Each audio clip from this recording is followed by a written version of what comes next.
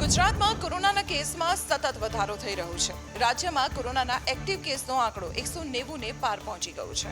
ગુજરાતમાં કોરોનાના કેસમાં સતત વધારો થઈ રહ્યો છે। કોરોનાના કેસનો આંક હવે વધીને 190 થઈ ગયો છે, જેમાં સૌથી વધુ 131 કેસ માત્ર અમદાવાદમાંથી છે। ગુજરાતના અનેક જિલ્લામાં હાલ કોરોના પોઝિટિવ દર્દીઓ છે, જેમાં અમદાવાદમાંથી 131, રાજકોટમાંથી 15, જામનગરમાંથી 10, મહેસાણા 6, ગાંધીનગર 5, ભાવનગર 4, કચ્છમાંથી 3, બનાસકાંઠામાંથી 2, ખેડામાંથી 2, આણંદ, ભરૂચ, પાટણ અને વલસાડમાંથી એક નવા કેસ સામે આવ્યા છે।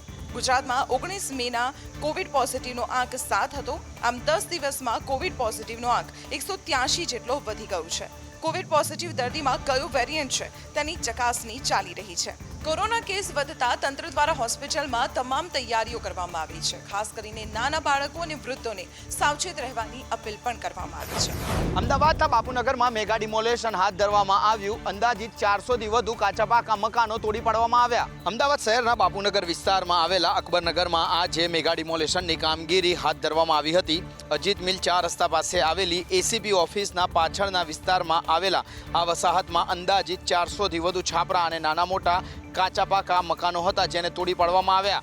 અગાઉ અમદાવાદ મ્યુનિસિપલ કોર્પોરેશન દ્વારા તમામ લોકોને મકાન ખાલી કરવા માટેની સૂચનાઓ આપી દેવામાં આવી હતી। તમામ ઝૂંપડાવાસીઓને અન્ય જગ્યા પર મકાન મળી ચૂક્યા છે। તેમ છતાં ઝૂંપડાના દબાણો યથાવત હતા। મેગા ડિમોલેશન બાદ લાલ બહાદુર શાસ્ત્રી સ્ટેડિયમનો વિકાસ કરવામાં આવશે। ડિમોલેશન કર્યા બાદ કાટમાળ હટાવવામાં આવશે અને લોકો ફરી વખત દબાણ ન કરે તે માટે બાઉન્ડ્રી વોલ પણ કોર્પોરેશન દ્વારા બનાવી દબાણ મુક્ત કરવામાં આવશે। સુરતમાં ગેરકાયદેસર દબાણો પર દાદાનું બુલડોઝર ફરી વળ્યું। સુરતના ઉધનામાં સરકારી જમીન પર કરાયેલા દબાણો દૂર કરવામાં આવ્યા છે। સુરતમાં ઉધનામાં મેગા ડિમોલેશન કરવામાં આવ્યું। લિંબાયત ડુંભાલમાં સરકારી મિલકત પર 36,000 ચોરસ મીટર જગ્યા પર ગેરકાયદેસર દબાણ કરવામાં આવ્યું હતું। સરકારી મિલકત પર મસમોટી 3 માળની બિલ્ડિંગ બનાવી દેવાઈ હતી અને દિનેશ પટેલ નામનો ઈસમ આ ગેરકાયદેસર બિલ્ડિંગ બનાવી મસમોટું ભાડું કમાતો હતો, જેને લઈને કડક કાર્યવાહી કરવામાં આવી છે। ઉધના મામલતદારની ટીમે પોલીસને સાથે રાખી ત્યાં મેગા ડિમોલેશન કર્યું। 3 માળની બિલ્ડિંગ પર દાદાનું બુલડોઝર ફેરવી દેવામાં આવ્યું છે। સાથે જ આસપાસના ગેરકાયદેસર ઊભા કરવામાં આવેલા 100થી વધુ ઝૂંપડાઓને પણ દૂર કરવામાં આવ્યા છે। સુરત મનપા દ્વારા સ્પષ્ટ સંદેશ છે કે ગેરકાયદેસર દબાણો પર ભવિષ્યમાં આવી જ રીતે કડક પગલાં લેવાશે। બીઝેડના ભૂપેન્દ્ર ઝાલાને જામીન આપવા માટે સમર્થ લોક ગાંધીનગર પહોંચ્યા હતા। ત્યાં તેમણે રજૂઆત કરી હતી કે શરતી જામીન આપવામાં આવે કા પછી તેમના નાણાં છે તે શરતી જામીનના આધારે ભૂપેન્દ્ર ઝાલા બહાર આવશે તો તે નાણાં મળી શકે। અનેક લોકોના રૂપિયા ચાઉ કરી કરોડોનું ફુલેકું ફેરવી નાખનારા આરોપી ભૂપેન્દ્ર ઝાલાને જેલ મુક્ત કરવામાં આવે તેવી માંગ કરવામાં આવી રહી છે। ભૂપેન્દ્ર ઝાલાને જામીન આપવા માટે રજૂઆત કરવામાં આવી। સામાજિક કાર્યકર્તા સહિત રોકાણકારો ગાંધીનગર પહોંચ્યા હતા અને રોકાણકારોએ સીએમ કાર્યાલયમાં રજૂઆત કરી હતી કે ભૂપેન્દ્ર ઝાલાને રોકાણકારોના નાણાં પરત આપવા માટે શરતી જામીન સાથે જેલ બહાર લવાય। મુખ્યમંત્રી કાર્યાલય ખાતે રોકાણકારો દ્વારા લેખિતમાં રજૂઆત કરાઈ છે। ઝાલાના વકીલે કોર્ટમાં કહ્યું છે કે જામીન આપશો તો એટલે તરત જ પૈસા આપી દેશે, તો રાજ્ય સરકાર અને પોલીસ વચ્ચે કેમ આવી રહી છે? ભૂપેન્દ્ર ઝાલાની રજૂઆત સાથે મુખ્યમંત્રીના કાર્યાલયના રજિસ્ટ્રી વિભાગમાં રજૂઆત કરવા માટે રોકાણકારો પહોંચ્યા હતા। રાજ્યમાં અકસ્માતોની સંખ્યા દિવસે દિવસે વધી રહી છે, ત્યારે વડોદરામાં ફરી એકવાર એક કાર ચાલકે અકસ્માત સર્જ્યો। વડોદરામાં સતત અકસ્માત સર્જાઈ રહ્યા છે, જેમાં લોકો જીવ પણ ગુમાવી રહ્યા છે, પરંતુ નબીરાઓ તો બેફામ વાહન ચલાવી લોકોના જીવને જોખમમાં મૂકતા ખચકાતા જ નથી। ત્યારે આજે વહેલી સવારે ગોત્રી વિસ્તારમાં કાર ચાલકે અકસ્માત સર્જ્યો હતો અને કેટલાક વાહનોને પણ અડફેટમાં લીધા હતા। જોકે અકસ્માતમાં કોઈ જાનહાની નથી સર્જાઈ। અકસ્માત સર્જ્યા બાદ યુવકે ભાગવાનો પ્રયત્ન કર્યો હતો, પરંતુ સ્થાનિકોએ તેને પકડી પાડ્યો અને બરાબરનો મેથી પાક ચખાડ્યો હતો। આ યુવકની કારની તપાસ કરતા કારમાંથી બિયરના 3 ટીન પણ મળી આવ્યા છે। રાજ્યમાં બેફામ બનેલા આ રફતારના રાક્ષસો ક્યારે અંકુશમાં આવશે અને ક્યારે અકસ્માતોની સંખ્યા ઘટશે તે જોવું રહ્યું। સુરતમાં એક મોંઘીદાટ કારને આગ ચાપી દેવાઈ। એક ઈસમ દ્વારા કાર ઉપર પદાર્થ છાંટીને આગ ચાપી દેવાના સીસીટીવી સામે આવ્યા છે।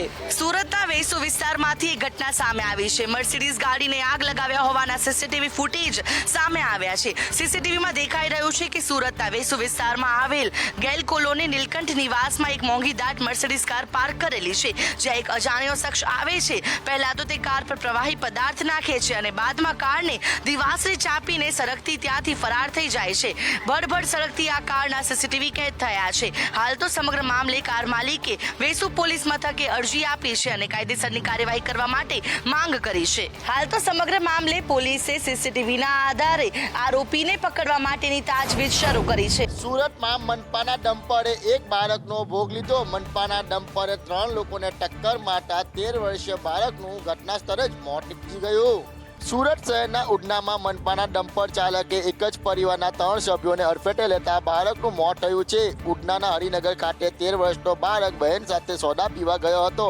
બેફામ રીતે આવી રહેલા મનપાના ડમ્પર ચાલકે અડફેટે લેતા 13 વર્ષીય બાળકનું ઘટના સ્થળે જ મોત નીપજ્યું છે.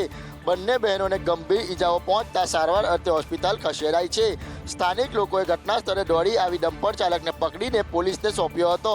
ઉડના પોલીસે ચાલકની અટકાયત કરી અકસ્માતનો ગુનો નોંધી કાર્યવાહી હાથ ધરી છે. ત્યારે વારંવાર મનપાના ડમ્પર ચાલકો દ્વારા અકસ્માત સર્જતા લોકોમાં રોષ જોવા મળી રહ્યો છે. ત્યારે સુરતના મેયર દક્ષેશ મામાણીએ હાલ તમામ મામલે તપાસના આદેશ આપ્યા છે. માંજલપુર મામલતદાર કચેરીમાં 4 દિવસ સુધી લાઇનમાં ઊભા રહેવા છતાં પણ લોકોના કામ ન થતા હોવાથી લોકોએ તંત્ર સામે ફિટકાર વરસાવી છે.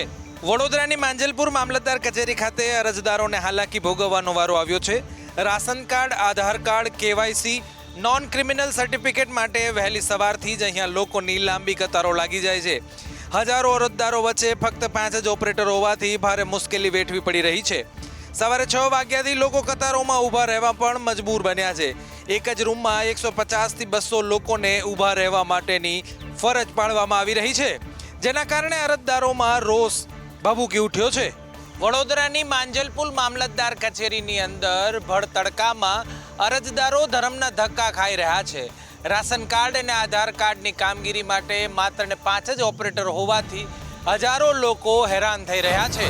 રાજકોટમાં દર વર્ષે યોજાતા જન્માષ્ટમીના મેળાને લઈને જિલ્લા કલેક્ટરે નિવેદન આપ્યું છે. એસઓપી મુજબ રાઇડ શો ચાલુ રાખવામાં આવશે તે પ્રકારનું નિવેદન આપ્યું.